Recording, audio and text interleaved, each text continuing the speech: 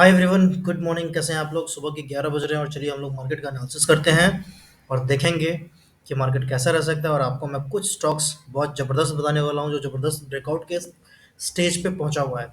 तो आप उस स्टॉक को है ना एजुकेशनल पर्पस के लिए वॉच कर सकते हैं, सीख सकते हैं कि मैं क्यों वो स्टॉक्स दे रहा हूँ, है ना।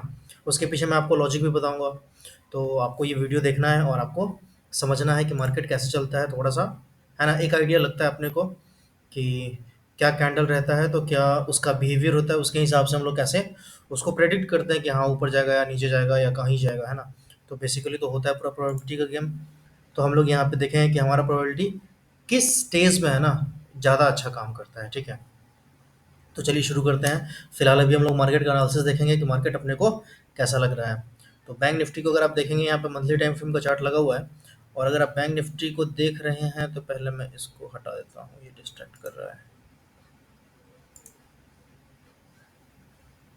ये हट गया, ये हट गया, ठीक है।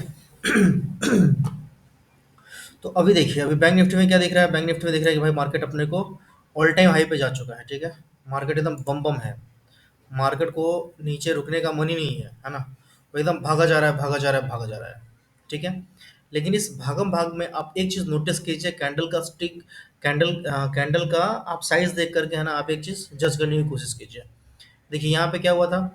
यहाँ पे मार्केट जब भाग रहा था तो यहाँ लंबा लंबा कैंडल बन रहा था, ठीक है। कभी भी मार्केट भागेगा आप देखिएगा लंबा लंबा कैंडल बनेगा, ठीक है।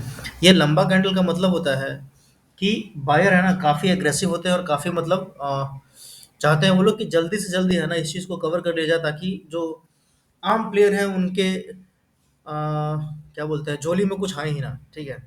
तो इसलिए है ना वो लोग जब मूव देना होता है तो वो फटाफट मूव दे देते हैं। अब जैसे आप देखिए यहाँ पे ये मूव की, देखिए अगर महीने का कैंडल लगा है, एक एक महीने का एक एक कैंडल है। अगर आप इस कैंडल को देखेंगे तो आप ध्यान से देखिए, ये यहाँ पे एक डोजी कैंडल बना, ठीक है। यहाँ पे 3 महीना लगातार मार्केट गिरा। चौथे महीना में क्या हुआ, एक डोजी कैंडल बना, ठीक है। डोजी या ग्रेवस्टोन डोजी आप बोलिए इसको, ठीक है। इसके बाद क्या हुआ कि एक बहुत फटाक से एक बहुत बड़ा ग्रीन कैंडल बना, फिर एक ग्रीन कैंडल बना, फिर एक ग्रीन कैंडल बना, ठीक है। अब आप तीनों का साइज देखिए, ये बहुत बड़ा था, ये उससे छोटा है, ये उससे छोटा है ना। यानी कि यहाँ पे क्या लग रहा है, यहाँ पे है ना बायर्स का स्ट्रेंथ थोड़ा कम हो रहा है, ठीक है। तो यहाँ पे ऑल टाइम हाई चल रहा है, तो अभी तो अपने को किसी भी स्टॉक वगैरह में मार्केट में पैसा डालना नहीं चाहिए, ठीक है। बट फिर भी मैं जो स्टॉक्स आपको बताऊंगा है ना, आप उसमें स्ट्रिक्ट एसएल के साथ है ना रिस्क रिवार्ड पे आप गेम खेल सकते हैं उसमें, ठीक है। कि भाई मेरा जो रिस्क रिवार्ड होगा प्रॉपर है ना, उसके हिसाब से हम लोग उसको देखेंगे और उसके हिसाब से हम लोग काम करेंगे उसमें। तो और वैसे भी ये एजुकेशनल पर्पस के लिए है। तो मैं आपको नहीं रिकमेंड करूँगा कि आप अपना रियल मनी डालिए और कहीं कुछ हो जाए तो फिर मतलब अच्छा नहीं लगता ना, ठीक है। तो इसलिए मैं आपको बोलूँगा कि आप ये सिर्फ और सिर्फ इसको एजुकेशनल पर्पस के लिए लीजिए और इसमें कोई अपने रियल मनी के साथ ट्रेड मत कीजिएगा, जो मैं आपको स्टॉक बताऊँगा। तो अभी हम लोग मार्केट को देख रहे थे, तो बैंक निफ्टी में अपने को दिख गया मंथली टाइम फ्रेम पे कि यहाँ पे जो अपना मार्केट है वो क्या लग रहा है, यहाँ पे बायर्स का स्ट्रेंथ कम होता दिख रहा है बस, और कुछ नहीं इसका व्यू है। इसका और कुछ व्यू नहीं है मंथली टाइम फ्रेम पे, ठीक है। कि बायर स्ट्रेंथ में तो है, बुलिश मार्केट है, अपट्रेंड मार्केट है, लेकिन यहाँ पे जो बायर है उनका स्ट्रेंथ घट रहा है। नंबर एक चीज जो हमने नोटिस किया यहाँ पे, ठीक है। मंथली टाइम फ्रेम का चार्ट, मंथली टाइम फ्रेम का खेल खत्म। अब हम लोग कहाँ चलेंगे, वीकली टाइम फ्रेम पे। वीकली टाइम फ्रेम पे आ गए हम लोग। पता नहीं इतना स्लो क्यों चल रहा है। हाँ, वीकली टाइम फ्रेम पे आ गए। अब वीकली टाइम फ्रेम पे क्या दिख रहा है, वीकली टाइम फ्रेम पे आपको है ना स्ट्रॉन्ग दिख रहा है। ये स्ट्रॉन्ग क्यों दिख रहा है, क्योंकि अगर आप यहाँ पे ध्यान से देखेंगे तो ये 4 वीक है ना लगातार है ना रेड या डोजी या फ्लैट या साइडवेज रहा है मार्केट, ठीक है। पूरा 4 वीक, पूरा 4 वीक नहीं, इनफैक्ट अगर मैं आपको बोलूँ तो ये 2 वीक भी, तो पूरा 6 वीक है ना आपका। इनफैक्ट मार्केट एकदम वो रहा है, क्या बोलते हैं साइडवेज टाइप का रहा है, ठीक है। और एक अचानक से है ना बड़ा सा ग्रीन कैंडल आपको वीकली टाइम फ्रेम पे दिख रहा है, ठीक है। तो इससे अपने को एक चीज समझ में आता है कि वीकली टाइम फ्रेम तो अपना बुलिश है, स्ट्रांग बुलिश है, ठीक है। बस अगर स्ट्रांग बुलिश है और अगर अपने को इसमें ट्रेड लेना है पोजिशनल, ठीक है, तो अपना जो एसएल होगा वो कहाँ होगा, वो यहाँ कहीं होना चाहिए, ठीक है। 43,600 के आसपास। कि अगर 43,600 से अगर नीचे जाता है तो हम लोगों को अपना पोजीशन निकाल देना चाहिए, ठीक है। ये चीज हो गया। एक सेकंड, मैं आता हूँ देख करके कि शायद गेट पे कोई आया है।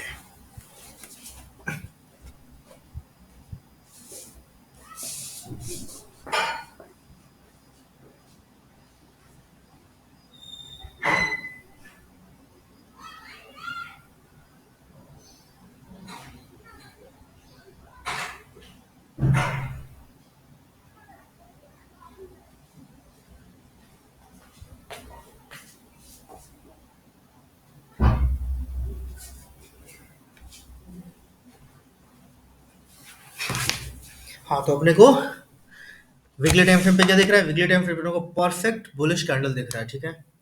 तो हम लोगों को अगर ट्रेड लेना होगा, तो हम लोग ट्रेड इसमें कैसे लेंगे? सिंपल, पहले तो हम लोग कोशिश करें कि भाई मार्केट जैसे कंडीशन पे है मंथली टाइम फ्रेम पे, इसका जो लुक है वो साफ साफ अलर्ट जैसा है, या कुछ कह सकते हैं, मतलब वो लोग जो बायर है वो है ना काफ़ी स्ट्रांग वहाँ पे नहीं दिख रहे हैं। तो यहाँ पे हम लोग है ना अपना पोजीशन साइजिंग काफ़ी स्ट्रिक्ट रखेंगे, और थोड़ा सा लेके चल सकते हैं ना, लेकिन ज़्यादा हम लोग लेके नहीं चलेंगे, क्योंकि हो सकता है कि अपना लॉस हो जाए, ठीक है? और पेपर ट्रेडिंग में लॉस होना भी लॉस ही होता है, क्योंकि वहाँ से भी है ना आपका थोड़ा सा साइकोलॉजी गड़बड़ाता है, ठीक है? तो आप यहाँ पे अगर ध्यान से देखें तो आपको क्या दिख रहा है कि ये वाला जो कैंडल है 4 के बाद ये जो कैंडल है, तो मुझे लग रहा है कि वीकली टाइम फ्रेम में है ना एक आध वीक तो और शायद बुलिश होना चाहिए शायद, ठीक है? अगर मैं इसको जूम करके आपको दिखाऊं, तो ये देखिए, ये जिस तरह का ये जो कैंडल बना है ना, इस कैंडल से साफ साफ लग रहा है कि एक ग्रीन कैंडल तो यहाँ तक तो बनता है, 45,500 के आसपास तक का तो शायद मुझे, या 45,600 के आसपास तक का तो मुझे एक टाइम फ्रेम पे ऐसा एक कैंडल मुझे दिखता है कि एक और बुलिश बनना चाहिए ग्रीन कैंडल, ठीक है? बाकी अभी ऑल टाइम हाई है। मार्केट अगर यहाँ से गिरेगा तो बहुत तेज गिरेगा। कैसे गिरेगा? तो ये देख लीजिए रेड कैंडल, कैसा रेड कैंडल है ये देख लीजिए रेड कैंडल, ये देख लीजिए रेड कैंडल, ये देख लीजिए रेड कैंडल, है ना? तो जब सेलिंग होता है वो तो बहुत तेज में होता है। तो यहाँ पे इसलिए मैं बोल रहा हूँ कि अभी थोड़ा सा पोजीशन नहीं रखने के लिए, क्योंकि अगर सेलिंग आ गया तो बहुत तगड़ा वाला नुकसान होगा, और स्टॉक में और ज़्यादा नुकसान हो सकता है, ठीक है? तो ये हमेशा ध्यान में रखना है, ठीक है? तो अपने को वीकली टाइम फ्रेम पे बैंक निफ्टी बुलिश दिख रहा है। अब हम लोग कहाँ चले जाएंगे? डेली टाइम फ्रेम पे। और डेली टाइम फ्रेम पे देखेंगे, डेली टाइम फ्रेम पे अपने को क्या दिख रहा है? Bank Nifty. अब डेली टाइम फ्रेम पे देखेंगे तो अभी क्या दिख रहा है? सिर्फ मार्केट गैप अप हो रहा है बस, और कुछ नहीं हो रहा है। कोई ट्रेड व्रेड कुछ नहीं हो रहा है, सिर्फ मार्केट गैप अप करके ही ऊपर भाग रहा है। और जब भी मार्केट को ऊपर जाना होता है ना, अगर कुछ स्ट्रेंथ वगैरह रहता है, तो ये मार्केट ऐसे ही गैप अप करके भागता है, ठीक है? तो पिछले कहीं तो इस जगह पे शायद इस जगह पे है ना, जब ये गैप अप चल रहा था, ठीक है? तो मैंने क्या किया था कि हर दिन है ना मैं कॉल बाई करके चला जाता था, भले एक लॉट करके जाता था लेकिन जाता जरूर था, ठीक है?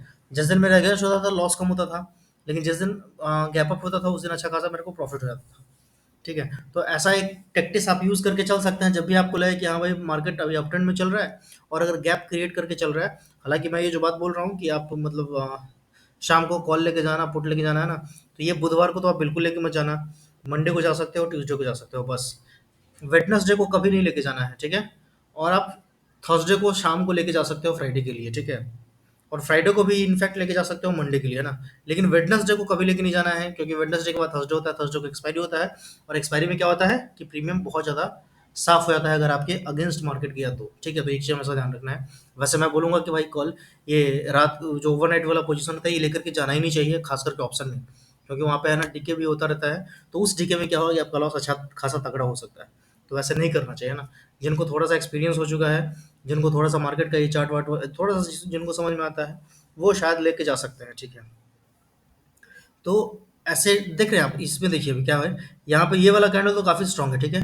ये थोड़ा सा रेड बन गया और ये थोड़ा सा ग्रीन बना, लेकिन इस कैंडल में भी कोई दम नहीं है, है ना? ये सिर्फ गैप अप हुआ बस, और गैप अप करके वहाँ पे रुक गया, और कुछ हुआ नहीं है मार्केट में, ठीक है? तो मुझे ऐसा लग रहा है कि अभी मेरे ख्याल से बाइंग में नहीं जाना चाहिए, खास करके डेली टाइम फ्रेम पे, है ना? गैप अप हो जाए, और गैप अप होकर के वो फिर वो नीचे आ सकता है कभी भी। तो ये मैं मतलब नहीं बोलूँगा कि भाई अभी आपको मार्केट में कुछ लेके जाना चाहिए, ठीक है? क्योंकि अगर अभी नीचे गिरेगा ना तो नीचे बहुत तेज़ी में गिरेगा, और इतना तेज़ी में गिरेगा कि आप उसको सँभाल नहीं पाएँगे। तो ये एक चीज़ ध्यान में रख लीजिए। तो अपने को बैंक निफ्टी में व्यू में बोलूँ तो साफ-साफ मेरे को अभी फ़िलहाल कुछ ख़ास नज़र नहीं आ रहा है, ठीक है? ले जाने वाला या छोड़ने वाला, मतलब बाय करने वाला या सेल करने वाला, ठीक है? तो ऐसा मुझे कुछ दिख नहीं रहा है, ठीक है ना? अब झूठ-मूठ के बोलने से क्या फ़ायदा है कि भाई बहुत अच्छा खासा मार्केट है, एकदम बाय कर लो, पता चला साला अगले दिन है ना आधा से अधिक यहाँ यहाँ कहीं तो खुल गया, तो काम खराब हो जाएगा। अब देखिए 30 मिनट का चार्ट लग गया है, और हम लोग यहाँ पे देखेंगे कि मार्केट अपने को क्या दिख रहा है, कैसा दिख रहा है ना? तो देखिए 30 मिनट के चार्ट पे है ना, आप ऐसा कर सकते हैं कि अगर आपको शॉर्ट टर्म के लिए ट्रेड लेना हो, ठीक है? तो 44,400 के आसपास अगर आपको मार्केट दिखता है गैप डाउन के बाद, इस लेवल पे, ठीक है? देखिए मैं आपको ये लेवल ड्रॉ करता हूँ। इस लेवल पे अगर आपको कहीं दिख जाए, और आपको अगर बुलिश कैंडल दिख जाए, तो आप यहाँ से बाई करके जा सकते हैं ना। तो कहने का क्या मतलब है कि मार्केट में हम बाई तभी करेंगे जब गैप डाउन हो, और गैप डाउन हो और किसी सपोर्ट के आसपास वो मिले, तो हम बाइंग करके जाएंगे बस। सेलिंग का भी फिलहाल नहीं सोचेंगे क्योंकि मार्केट अप ट्रेंड है, वो कभी भी साला ऊपर खींच सकता है ना, तो अपने को रिस्क में नहीं जाना है। और हम बाइंग तभी करेंगे जब वो नीचे आकर एक किसी सपोर्ट के आसपास अपने को मिलेगा तो अपन बाई करेंगे, नहीं तो बिल्कुल भी नहीं करेंगे। अगर करेंगे, अगर किया तो भाई मामला गड़बड़ हो सकता है, तो ये ध्यान में रखना है बात, ठीक है। तो ऐसा अपना कुछ सपोर्ट वगैरह दिख रहा है, ठीक है। तो इस सब जगह पे अगर मिल जाए ना तो हम बाई करने की सोच सकते हैं, बस यही है व्यू मेरा। इंटरडे ट्रेडिंग अभी फिलहाल मेरे समझ से थोड़ा सा मुश्किल है ना, तो अभी मैं नहीं करूँगा और ना ही मैं आजकल कर रहा हूँ, ठीक है। तो ये रहा मेरा बैंक निफ्टी में व्यू। और अब देख लेते हैं थोड़ा सा निफ्टी का कि निफ्टी में अपना क्या दिख रहा है मंथली, वीकली और डेली में, है ना। और शॉर्ट टाइम पे भी देख लेंगे।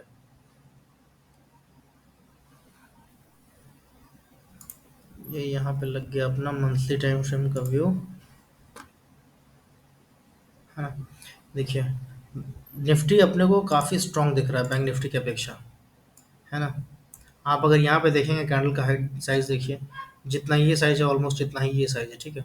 और एकदम टॉप पे बंद किया, देख रहे हैं क्लोज और हाई दोनों ऑलमोस्ट सेम है। क्लोज कितना है 19199, 189 और हाई है 192, वही 10-12 पॉइंट का नीचे है ना। तो आप देख सकते हैं कि आपको निफ्टी भी है ना काफ़ी स्ट्रांग दिख रहा है मंथली टाइम फ्रेम पे, ठीक है। और इसमें जो कैंडल है वो कैंडल भी मुझे स्ट्रांग दिख रहा है। तो अगर निफ्टी में अगर आपको किसी को बाय करके जाना है, ये फिर मैं बोल रहा हूँ कि सिर्फ और सिर्फ एजुकेशनल पर्पज़ के लिए मैं बता रहा हूँ, तो आपका जो स्टॉप लॉस होना चाहिए वो 18,860 के आसपास का स्टॉप लॉस होना चाहिए।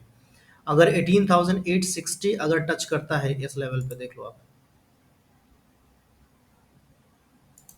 18,800 मान लो आप, ठीक है। 18,800 सेफर साइड लेके चलो कि 18,800 के अगर नीचे जाएगा तो हम लोग यहाँ से फिर तुरंत अपना पोजीशन खाली करेंगे और सेल भी नहीं करेंगे, सिर्फ अपना पोजीशन खाली करेंगे। तो अभी ऐसे जगह पे मार्केट पहुंच चुका है कि हम लोग कुछ कर नहीं सकते हैं। और ऐसे ही टाइम पे है ना जो एफ आई डी आई या जो बड़े प्लेयर होते हैं वो अपना माल लेकर के आगे निकल जाते हैं और मार्केट को यहाँ कहीं पे कंसोलिडेट कर देंगे। फिर वहाँ के बाद रिटेलर घुसेगा, ठीक है। फिर वो ऊपर नीचे करेगा, रेंज में रहेगा और उसमें रिटेलर परेशान होते रहेंगे, ठीक है। तो ऐसा भी होता है ना। तो मार्केट थोड़ा कंफ्यूज करता है। तो मंथली टाइम फ्रेम पे क्या दिखा अपने को, मंथली टाइम फ्रेम पे दिखा कि मार्केट बुलिश है, ऑल ओके, कहीं कोई दिक्कत नहीं नजर आ रही है, ठीक है। वीकली टाइम फ्रेम पे देखते हैं कि वीकली टाइम फ्रेम पे अपने को निफ्टी कैसा दिख रहा है। वीकली टाइम फ्रेम पे भी अपने को निफ्टी काफ़ी तगड़ा दिख रहा है ना। निफ्टी में तो ऐसा लग रहा है कि जैसे कहीं कोई दिक्कत ही नहीं है, एकदम सब कुछ परफेक्ट चल रहा है। तो वीकली टाइम फ्रेम पे मेरे को अच्छा दिख रहा है। बस आपको ये लेवल याद रखने की जरूरत है 18,800 के आसपास का लेवल, ठीक है। कि इसके नीचे जाएगा तो अपने को अपना पोजीशन खाली करना है, जो लोग भी पोजीशन लेके गए हुए हैं। और डेली टाइम फ्रेम पे देख लेते हैं। हाँ, डेली टाइम फ्रेम पे भी निफ्टी बुलिश लग रहा है। अगर ये चार्ट में अगर फ्राइडे को देखा रहता तो कोशिश करता मैं एक आध कॉल लेने का, कॉल लेकर के मैं छोड़ देता है ना। मंडे को हो सकता है कि गैप अप हो, या हो सकता है कि मंडे को यहाँ तक गैप डाउन हो जाए, ठीक है। 19,100 के आसपास का गैप डाउन भी हो सकता है। तो ये हो सकता है, वैसे जिस कदर ये गैप क्रिएट करके जा रहा है ना, इससे साफ साफ लग रहा है कि मार्केट अभी तो ऊपर जाने के पूरा मूड में है, नीचे इसका बिल्कुल भी विचार नहीं है। और अगर हम लोग 30 मिनट पे टाइम फ्रेम पे देखें तो 30 मिनट पे देखिए, 30 मिनट पे क्या दिख रहा है। 30 मिनट पे देखिए, यहाँ पे ये ओपन हुआ, ओपन होकर के यहाँ आया, यहाँ पे रेंज क्रिएट किया, फिर यहाँ सीधा भागता गया सीधा का सीधा। तो कभी भी ऐसा मार्केट मिले तो आप 30 मिनट के रेंज को भी प्ले कर सकते हैं। 30 मिनट का जो रेंज होता है ये काफ़ी सेफ और सिक्योर जगह होता है कि आप 30 मिनट के है ना पहला कैंडल के हाई और लो ब्रेक करने पे है ना जिधर वो जाए उधर आप राइड कर सकते हैं, स्ट्रिक्ट एसएल के साथ। एसएल हमेशा ध्यान में रखना है, बिना एसएल के तो काम करना ही नहीं मार्केट में, नहीं तो आपका अकाउंट साफ हो सकता है, ठीक है। ये ध्यान में रखना है। तो अगर मैं इसमें लेवल की बात करूँ तो अगर मुझे कोई इसमें डिप मिलेगा तो मैं बाइंग का सोचूंगा, बाकी बिना डिप के मैं बाइंग का भी फिलहाल कोई भी कुछ भी सोचने वाला नहीं हूँ। तो अगर मुझे पहला लेवल मुझे 19,100 के आसपास दिखेगा तो मैं वहाँ पे बाइंग करने की सोचूंगा। दूसरा जो लेवल अगर मुझे दिखेगा तो 19,000 के आसपास का लेवल दिखेगा तो मैं यहाँ पे बाइंग करने की सोचूंगा, अगर प्राइसिंग आएगा तो। एक सेकंड, चलिए ठीक है, फिर मिलते हैं हम लोग किसी और वीडियो में, इसको भी खत्म करते हैं यहीं पे।